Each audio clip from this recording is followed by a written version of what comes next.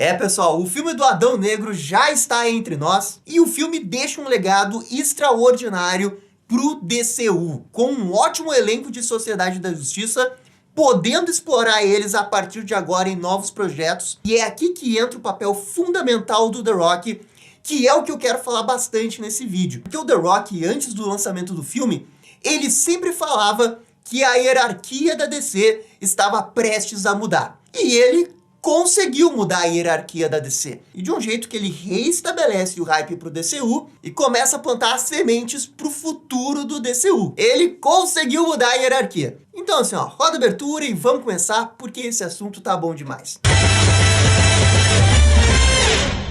E pessoal, só antes da gente começar o vídeo, já vai deixando aquele bate-like e o bate-comentário, que isso ajuda demais aqui o canal.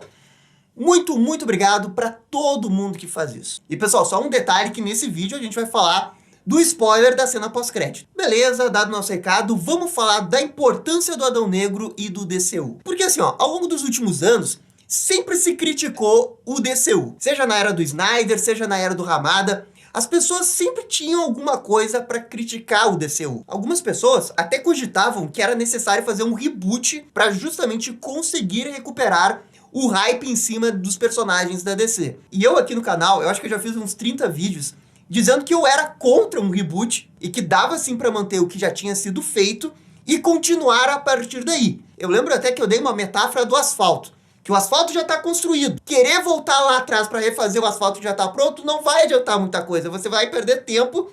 O que já está construído, já está construído. Aproveita que é uma estrada e começa a construir uma estrada melhor a partir de agora. Porque o que importa agora é o futuro do DCU. O Homem-Aranha Tom Holland, quando saiu De Volta ao Lar e O Longe de Casa, ele sempre foi muito criticado. As pessoas diziam, esse não é o Homem-Aranha. Não é o meu Homem-Aranha.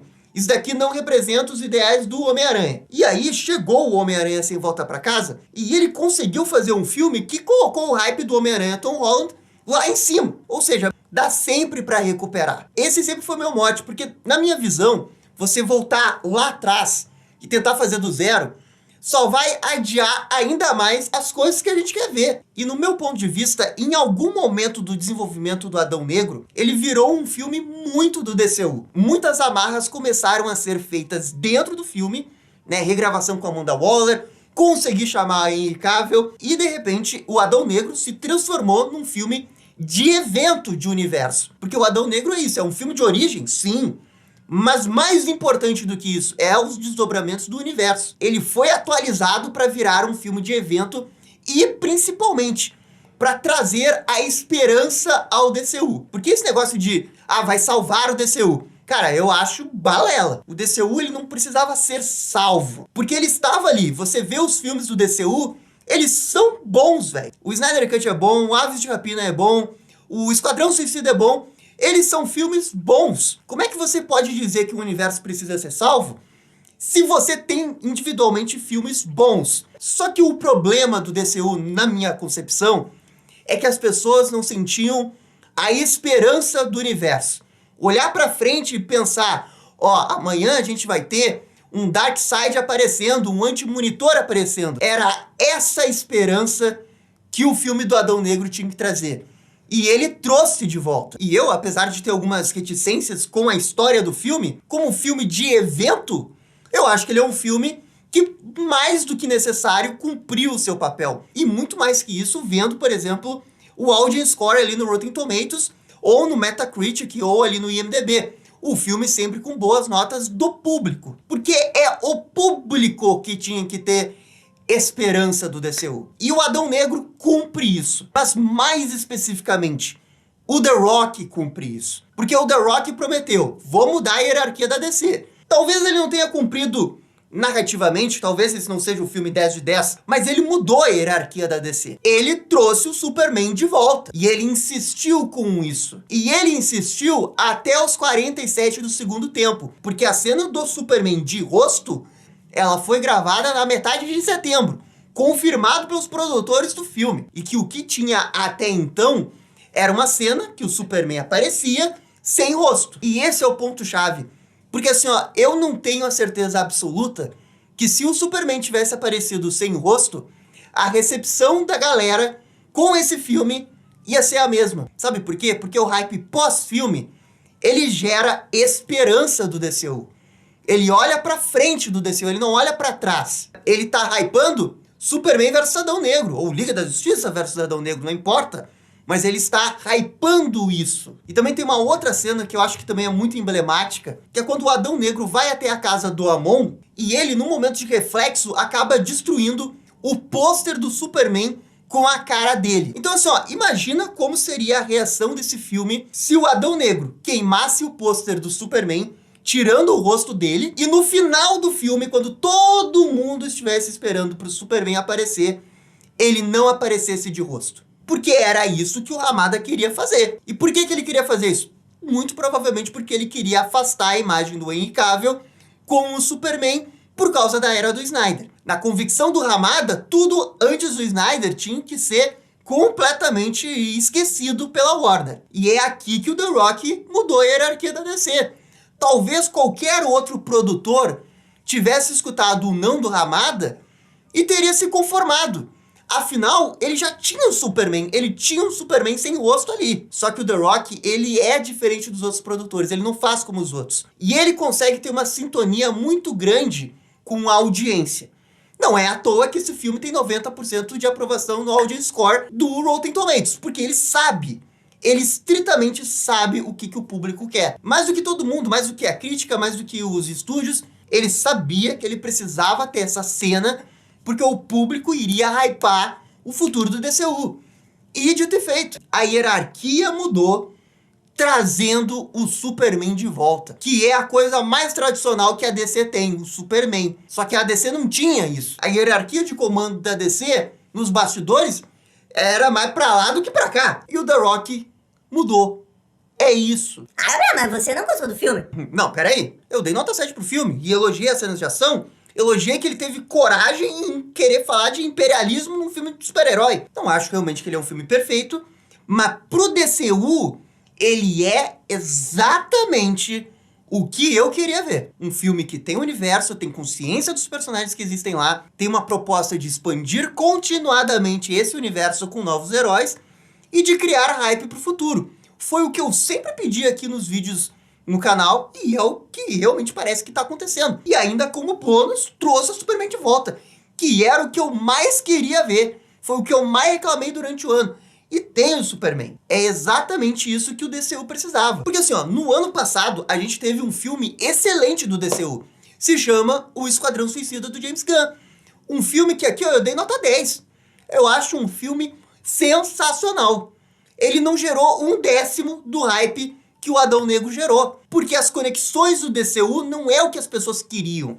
As pessoas não querem ouvir que o Superman levou uma bala de kryptonita e que ele ficou hospitalizado. Principalmente no contexto que a gente tava com o Superman em 2021. Que era o desaparecimento do Superman, o Superman sem rosto, e ainda por cima nos dizem que ele levou um tiro do Superman, sabe? Ficou parecendo que a DC não se importava com o Superman, sabe? E aí a gente foi pro Pacificador e de novo aconteceu isso. O problema nunca foi qualidade. Qualidade sempre esteve lá. Os filmes individualmente foram bons. Alguns excelentes e outros muito bons. E no final do dia, o que eu tiro do Adão Negro é que se não tivesse a figura do The Rock ali, a gente provavelmente estaria com mais um filme da DC que não aparece o Superman ou que apareceria sem rosto e pra piorar, com uma cena que queima um rosto dele, num pôster lá totalmente sem sentido. Ainda bem que não aconteceu isso. No final das contas, como o Superman voltou de rosto, a cena que o pôster é queimado é quase um exorcismo do que era o Superman até então. Chega de Superman sem rosto, chega do Superman sem rosto, traz o Superman, precisamos do Superman, queremos o Superman, tem que ter filme do Superman. Isso aí, agora há esperança. Ah, Gabriel, e quanto à Sociedade da Justiça? Eu imagino que a ideia de trazer a Sociedade da Justiça também tenha vindo do próprio The Rock, porque o Adão Negro dos anos 2000 estava intimamente ligado à sociedade, porque chegou a ser membro da Sociedade da Justiça lá. A história toda que esse filme tem inspirações tem a ver com a disputa do Adão Negro em Kahndaq com a Sociedade da Justiça, liderada pelo Gavião Negro. Então, quando ele propôs trazer a Sociedade da Justiça, ele fez mais do que certo. A DC precisa de mais heróis. Óbvio que não dá pra viver só de Liga da Justiça. E o The Rock trouxe a Sociedade da Justiça, e mais do que isso, ele sabia que a Sociedade da Justiça também precisava ter um grande casting e visuais extraordinários. E ele conseguiu entregar essas duas coisas. Todo mundo que foi escalado e visualmente da Sociedade é perfeito. A gente, inclusive, fez o nosso ranking de visuais aqui do DCU inteiro, e o filme do Adão Negro é o que mais percentualmente tem nos rank A e S, porque eles mandaram muito bem no visual. E isso, claro, sem esquecer dos atores, o Pierce Brosnan, o Aldous Hodge, que principalmente esses dois mandaram muito bem. E o Noah Centineo e a Quintessa também, só que com menos presença de personagem. Então veja só, o filme deixa esses legados que mesmo que eles não tenham tido um super, hiper, mega desenvolvimento, eles são ótimos personagens para continuar desenvolvendo eles a partir de projetos solos ou em outros locais. Esse é o legado desse filme. E a grande vantagem dessa estratégia é que o público já conhece o Gavião Negro. O público gostou do Gavião Negro. Todo mundo da Sociedade da Justiça, o público gostou. 90% do audience score. Então o legado desse filme é que ele trouxe esses personagens que dá para serem desenvolvidos muito mais, dá pra gente conhecer as histórias deles muito mais em seus próprios materiais e a gente continuar desenvolvendo a história do DCU. Talvez dentro do filme eles pudessem ter mais de desenvolvimento, com certeza, inclusive foi uma crítica que eu e o Marcelo fizemos, especialmente o Esmaga Átomo e a Ciclone, mas eles foram introduzidos.